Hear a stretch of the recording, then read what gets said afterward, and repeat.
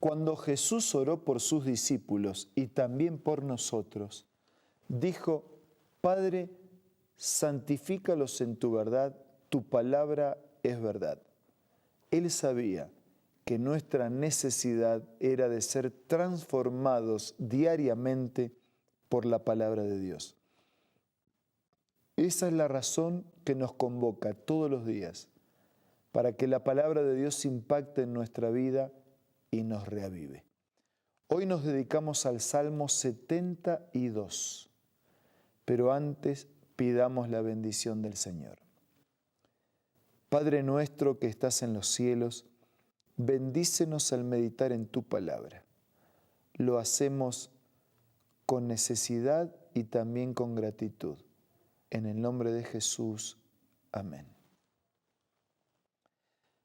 El Salmo 72 fue escrito por David en función del reinado de Salomón, pero también en función profética del reinado de nuestro Señor Jesucristo. Por eso nosotros podemos percibir en los mensajes de este capítulo el siguiente resumen. Introduce el Salmo: Dios da tus juicios al Rey y tu justicia al Hijo del Rey. Él juzgará a tu pueblo con justicia y a tus afligidos con juicio. Los montes llevarán paz, los collados justicia. Juzgará a los afligidos, salvará a los hijos del menesteroso y aplastará al opresor. Hay una característica resumida en estos primeros pasajes de este rey, que es alguien más grande que Salomón, nuestro propio Señor Jesucristo. Él es justo. En el versículo 4 dice que va a salvar a los hijos del menesteroso y aplastará al opresor. Quiere decir que además de ser justo, es próspero. En el versículo 5 dice que te temerán mientras duren el sol y la luna de generación en generación. Quiere decir que es perdurable. ¿Sí? Es justo, es próspero y es perdurable. Mientras dure la luna y el sol, de generación en generación. O sea que no hay límite a su reinado. En cuarto lugar, dice que va a descender como la lluvia sobre la hierba, como el rocío, que va a florecer en sus días justicia, muchedumbre de paz hasta que no haya luna, y que dominará de mar a mar, desde el río hasta los confines de la tierra. Ante él se postrarán los moradores del desierto, y sus enemigos lamerán el polvo. Quiere decir que es soberano. Este rey es justo, este rey es próspero, este rey perdura, no tiene límite, este rey es soberano, está por sobre todo y por encima de todo. El versículo 11 nos introduce con otra característica de este rey. Leemos en el versículo 11 lo siguiente: todos los reyes se postrarán delante de él, todas las naciones le servirán, porque él librará al menesteroso que clamare, al afligido que no tenga quien lo socorra. Tendrá misericordia del pobre y del menesteroso, salvará la vida de los pobres, del engaño, de la violencia, etc. La quinta característica de este rey es que él es libertador.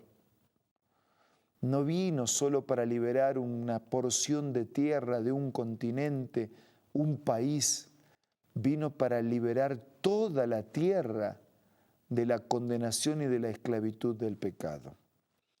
En el versículo 17 repite: será su nombre para siempre, se perpetuará su nombre mientras dure el sol, benditas serán en él todas las naciones, lo llamarán bienaventurado. Y entonces, ¿por qué hay un rey más grande que Salomón? Un rey que es justo, que es próspero, un rey que perdura en el tiempo, un rey que gobierna soberanamente sobre todo el universo, un rey que es libertador. Mientras gobierna soberanamente de todo el universo, no se olvidó de la única mancha negra en todo su universo, y esta tierra infectada por el pecado fue centro del afecto de Dios y vino para recuperar, buscar y salvar lo que estaba perdido, liberando del pecado y de sus consecuencias. Por eso el Salmo concluye: bendito Jehová Dios, el Dios de Israel, el único que hace maravillas. Bendito su nombre glorioso para siempre, y toda la tierra sea llena de su gloria. Amén y amén. Bendito sea Dios. Bendito el único que hace maravillas. Porque la maravilla de las maravillas, mientras gobierna soberanamente todo el universo, tiene tiempo para resolver el problema del pecado, de la única mancha negra en todo el universo, y se involucra personalmente a tal punto que para redimir a la criatura tenía que tener vida propia, pero al mismo tiempo tenía que ser una vida sin pecado. Y Jesús reunía las dos condiciones: vida propia porque era Dios, y aunque vivió en nuestra humanidad, en la miseria de nuestra tierra, vivió sin pecado. Y por esas dos características, vida propia y sin pecado, pudo poner su vida y pagar con su vida la culpa y el precio, el costo de nuestra redención. Por eso el salmista dice: el único que hace maravilla, porque hace la maravilla que nadie puede hacer, la maravilla de redimir al pecador. Bendito su nombre glorioso para siempre, y toda la tierra sea llena de su gloria.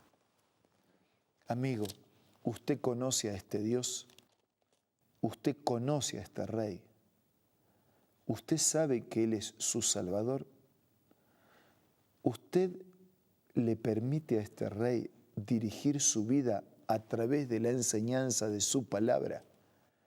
¿Sabía usted que la gente quiere un Salvador pero no quiere a un Señor? Voy a explicar. La gente quiere a alguien, un Salvador, que salva, que redima. Si hay que pagar el precio de mi pecado, que lo pague. Y si hay que pagarlo con su vida, muchas gracias. O sea, nos cae bien un Salvador que paga el precio de mi pecado, que paga la ofrenda de paz, que me perdona, que me reconcilia. Nos gusta un Salvador. Lo que no nos gusta es un Señor, porque el Señor es el que manda, el que gobierna, el que dirige, el que encamina tu vida, el que muestra a través de su palabra por dónde caminar. Entonces yo pregunto, ¿usted acepta al Salvador que perdona sus pecados, pero acepta también al Señor que quiere dirigir su vida y que puede dirigirla mejor de lo que nosotros solos la dirigimos? Porque nosotros solos la dirigimos hacia la destrucción y hacia la muerte, y sin embargo Él la dirige hacia la vida y hacia la eternidad. Por eso es Rey. Es Rey de todo el universo. Solo que para que también sea Rey en tu vida, tendrás que dejarlo actuar. ¿Estás dispuesto? Si estás dispuesto, dile ahora en oración que estás dejándolo actuar en tu vida como Rey.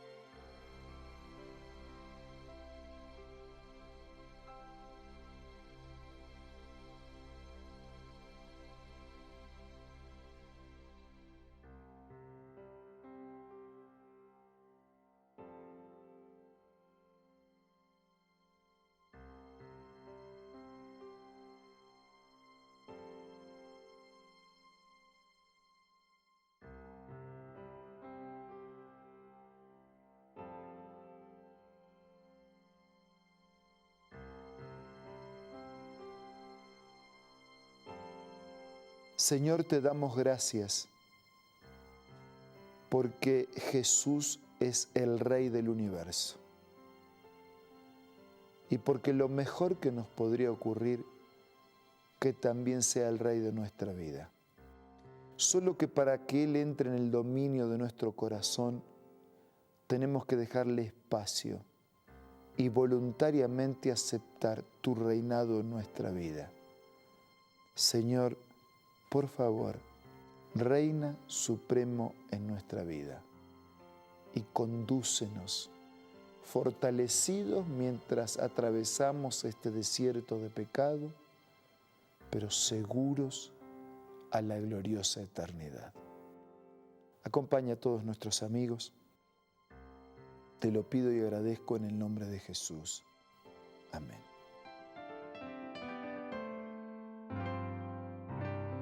La Biblia, la palabra de Dios, es una carta donde nuestro Creador expresa su amor hacia la humanidad.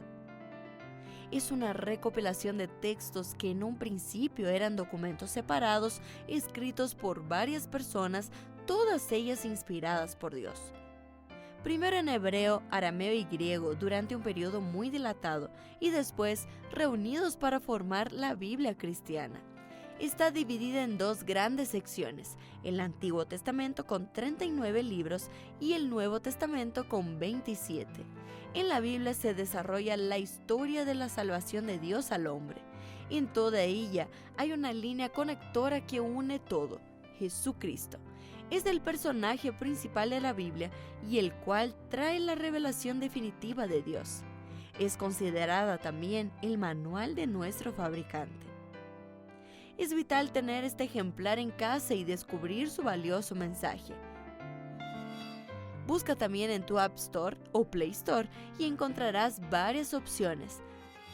No olvides descargar también el aplicativo Reavivados por su palabra y sigue la secuencia de su lectura.